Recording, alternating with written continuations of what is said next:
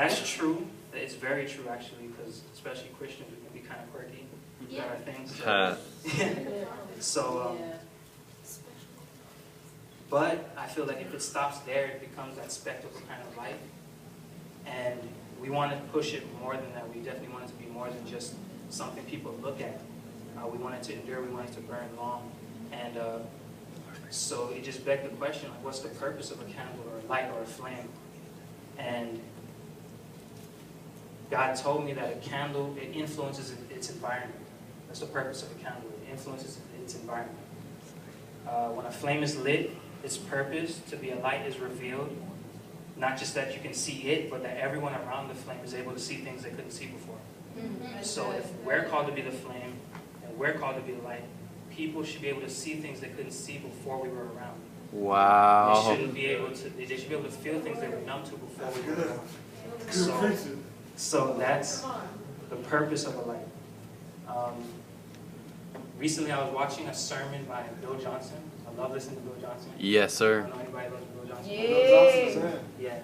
He was giving a story about how he would get all these prayer requests from people about how, like Bill, what's my mission? What's God's will for my life? And he would just say, that's easy. Just heal the sick, raise the dead, cast out devils, cleanse lepers.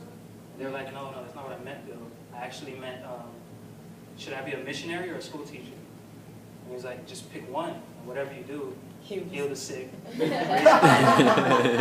So, and that really stuck out to me because we're all like hoping for our purpose. What should we be doing? But God has placed us in a place to be a light where we can be an influence. That means our houses and our families. That means our schools, our workplaces, our neighborhoods, our communities. He's placed us there, and we're the light. So when we actually set foot in any place, we should be able to help people see things that they couldn't see before we were there. So if you turn to Ephesians 5:14, it says, anything that becomes visible is light. And when you look at this, it says, anything that's visible becomes light.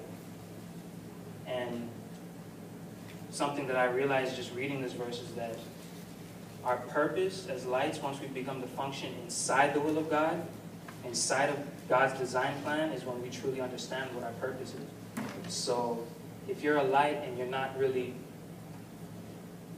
illuminating anything, you're never going to know what your purpose is. So our purpose is, once we've been lit and our flame has been lit, is that people around us should begin to see things.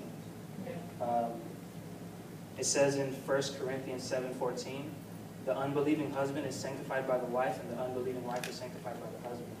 Otherwise your children will be unclean, but now they are holy. And it just goes to say the authority that's given to the believer to transform everything that's around them. When we step into a room, when we step into our families, our workplaces, people who don't believe should be caught on fire just like those candles, just by seeing our flame burn for Christ. And so I'm going to end it there. It's real short, but that's what I felt on my heart. Hey.